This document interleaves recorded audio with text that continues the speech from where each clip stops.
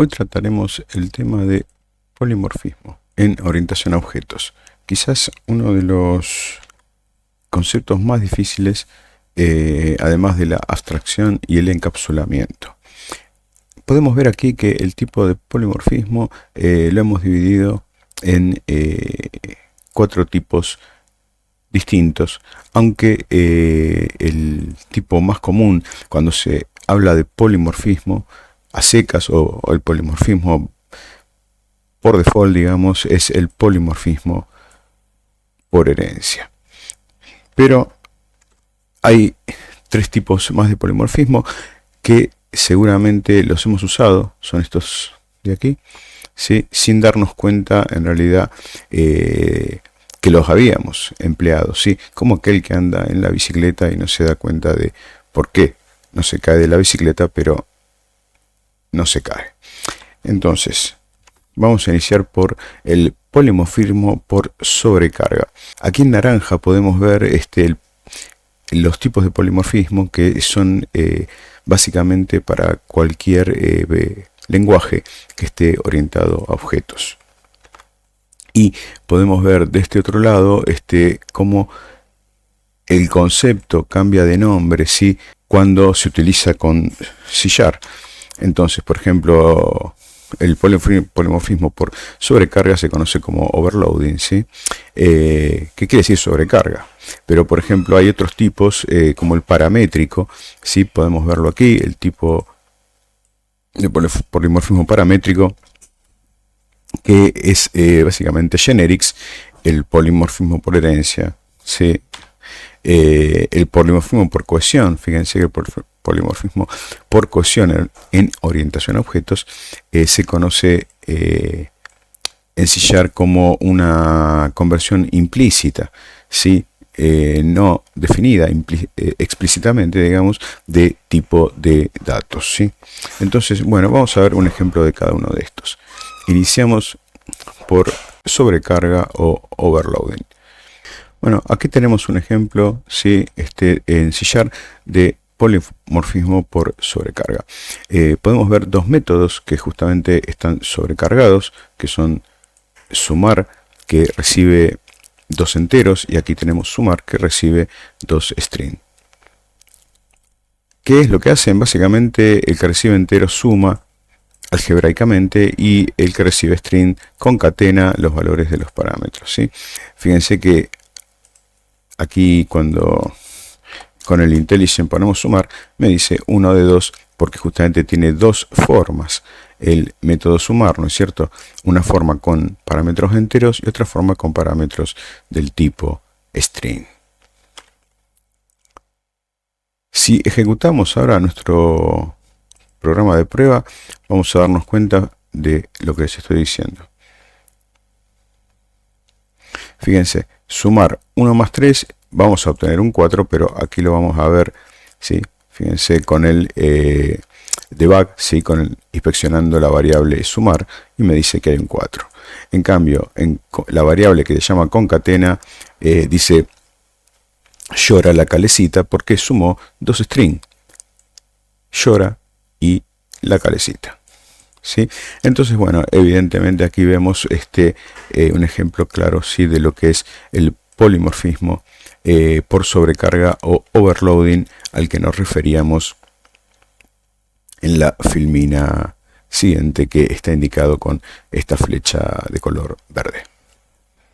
Ahora toca el turno de lo que es el polimorfismo por coerción, ¿sí? Es un polimorfismo donde básicamente lo que hacemos es forzar, ¿sí? La conversión de el tipo de dato, sí, que estamos utilizando, ¿sí? Entonces, por ejemplo, podemos forzar que un parámetro que es del tipo single o doble pueda hacer operaciones con enteros. Vamos al código. Aquí tenemos un ejemplo entonces de lo que es el polimorfismo por coerción, ¿sí? Este polimorfismo por coerción básicamente lo que hace es convertir el tipo de dato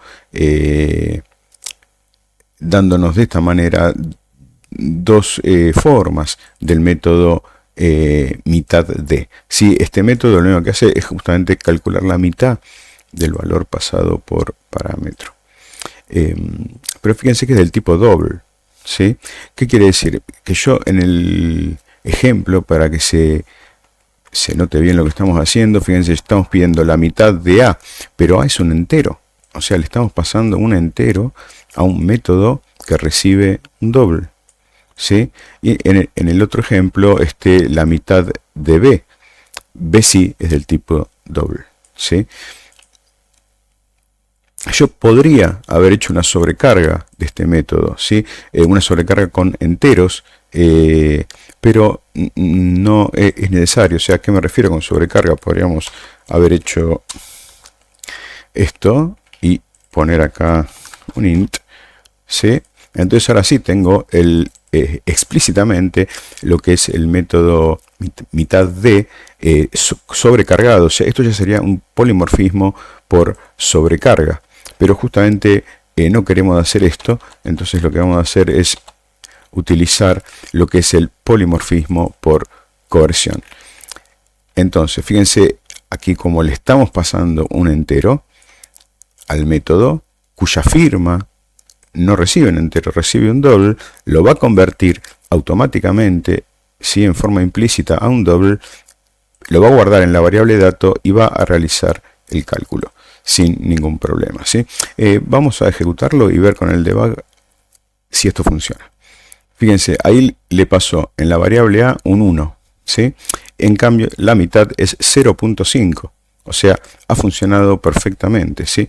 Si seguimos ejecutando con F10, fíjense, mitad de B, B vale 2,2, la mitad está acá en la variable esta, que se llama mitad, y es 1.1. Así que ha funcionado sin ningún tipo de problema. Si lo queremos ver todavía mejor, fíjense, voy a poner un breakpoint acá para que veamos el salto de la línea 10 a la línea 16. Ahí está. Fíjense cómo la invocación, ¿sí? De mitad de 1, que es lo que vale A, saltó acá. Fíjense, dato ahora vale 1, aunque dato es del tipo, si vamos a una inspección QuickWatch, dato es del tipo double, ¿sí? Sin embargo, recuerden que le habíamos pasado A, que es un entero, ¿sí? F10, y ahora sí tengo mi valor, 0.5. Entonces, bueno, este tipo de forma de polimorfismo, ¿sí? Donde la firma del método podemos ver que tiene varias formas, acepta tanto enteros en este ejemplo como doubles, ¿sí? Como tipo de dato. Entonces serían dos formas las que está adoptando, y es lo que se llama polimorfismo por coerción. Continuamos ahora entonces con el polimorfismo del tipo paramétrico, ¿sí? Que es este de aquí. El polimorfismo paramétrico o por parámetro es traducido, digamos, el concepto como un generics en el lenguaje C#.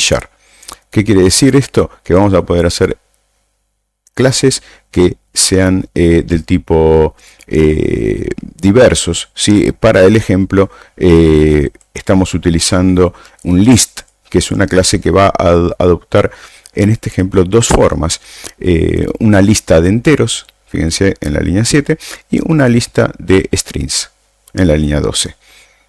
La clase es la misma, es la clase list, pero tiene este aspecto polimórfico que permite, en el primero de los casos, guardar valores de la tabla del 2, ¿sí?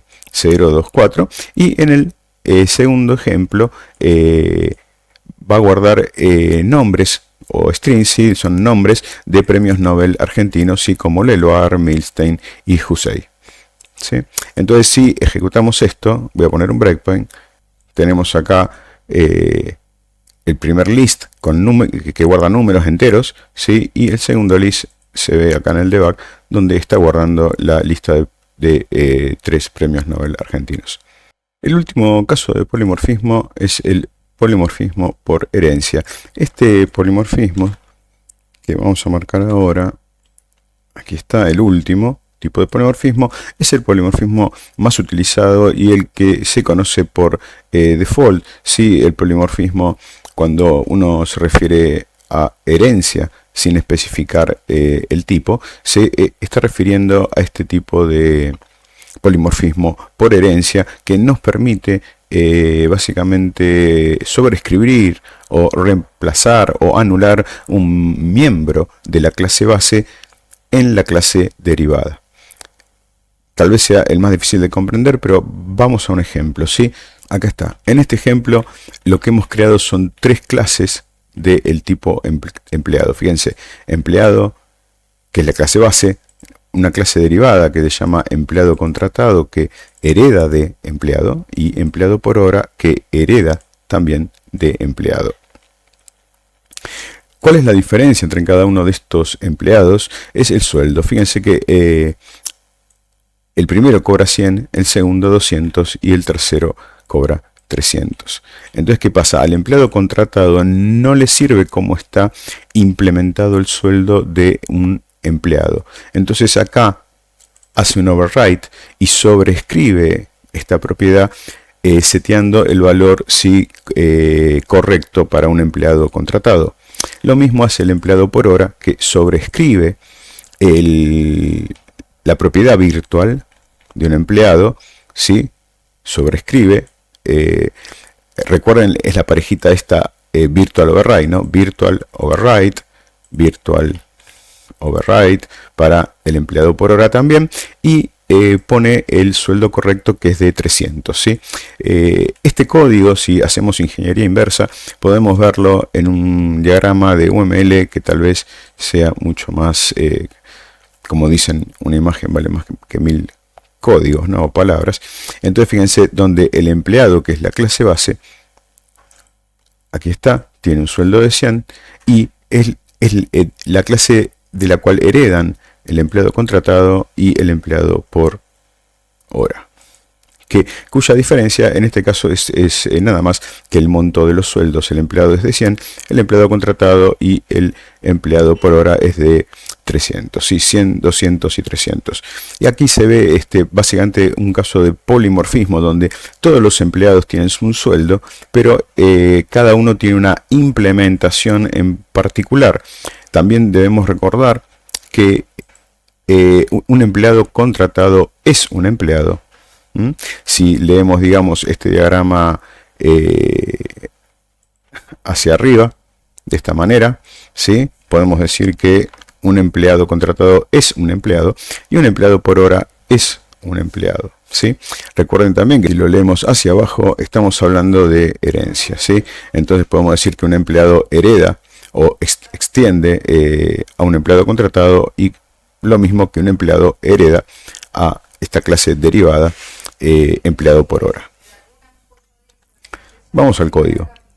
Fíjense, el código es muy claro en el sentido que tenemos un empleado X, un objeto, una instancia de una clase empleado que se llama empleado X, y este empleado X vamos a setearlo a un empleado, pero también lo vamos a setear, fíjense, ahí se ve otra forma que toma este objeto, ¿sí? Que es un empleado contratado. Puede ser que empleado X sea un empleado contratado, aunque ¿dónde está lo que a uno le llama la atención? Pero el empleado X es del tipo empleado, no del tipo empleado contratado.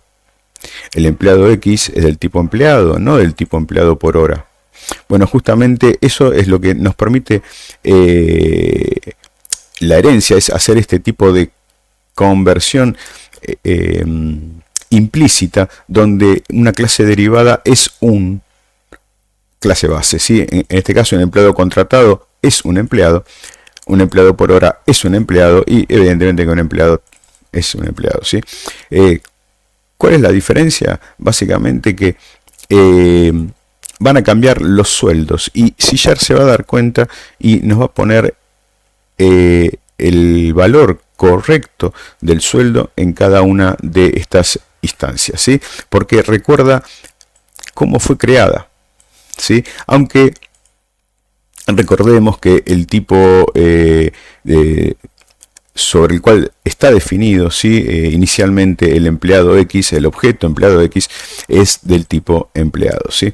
Vamos a ejecutar el programa y vamos a hacer una depuración, ¿sí? Línea a línea, ¿sí? Ahí vamos. Fíjense cómo en este caso el empleado X, si yo me fijo la propiedad sueldo, ven, vale 100. ¿Por qué? Porque empleado X se ha creado haciendo un new de un empleado, ¿sí? Si yo voy a la siguiente línea, ahora el empleado X ya no tiene un sueldo de 100. Fíjense el sueldo de cuánto es, de 200, ¿sí? Si quieren, para verlo mejor, podemos utilizar el Paint. Fíjense el Paint. Y acá hacemos una ampliación y podemos ver que el sueldo ahora es claramente, sí, de 200. Si ya recuerda que el empleado X, aunque es del tipo empleado, se creó a partir de un empleado contratado. Y el empleado contratado no cobra 100, sino 200.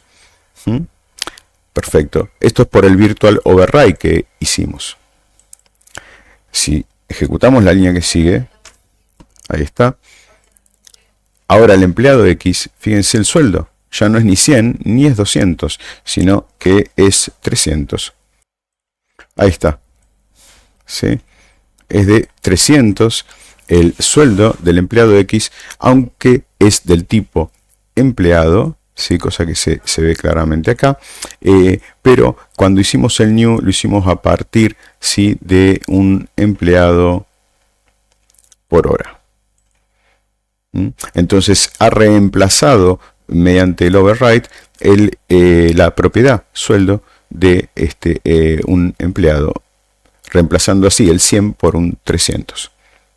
Aquí podemos ver en código entonces cómo va cambiando. Acá en los comentarios se ve cómo se anotó, digamos, estos cambios y cómo va cambiando la propiedad sueldo dependiendo de a partir de qué tipo o qué clase se haga la construcción, ¿sí? De este objeto que es del tipo empleado. Bueno, entonces hemos visto así los tipos diferentes de polimorfismo, ¿sí? Que si bien son 4, a la hora de hablar de polimorfismo, sin especificar el tipo, recuerden siempre que estamos hablando de este último, ¿sí? Que es el polimorfismo por herencia, ¿sí? Básicamente que utiliza la parejita de virtual override, ¿sí?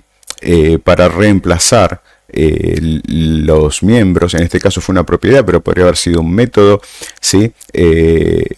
Los miembros, sí, que no cumplen con la especificación pueden ser entonces reemplazados y adoptando de esta forma